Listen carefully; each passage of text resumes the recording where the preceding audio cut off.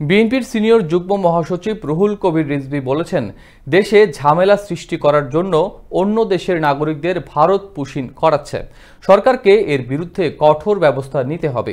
গাজীপুর জেলা বিএনপির উদ্যোগে বিএনপির সদস্য নবায়ন ও নতুন সদস্য ফরম বিতরণ উদ্বোধনী অনুষ্ঠানে প্রধান অতিথির বক্তব্যে গাজীপুরের ভবানীপুর মুক্তিযোদ্ধা কলেজ মাঠে তিনি এসব কথা বলেন।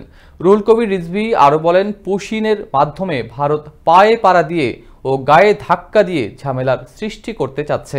বাংলাদেশের স্বাধীনতাকে অগ্রাহ্য করে তারা এটি করতে থাকলে এর দায় তাদেরকেই নিতে হবে। পায়ে পাড়া দিয়ে, গায়ে ধাক্কা দিয়ে পার্শ্ববর্তী দেশ কি ঝামেলা পাকাতে চান বাংলাদেশের সাথে?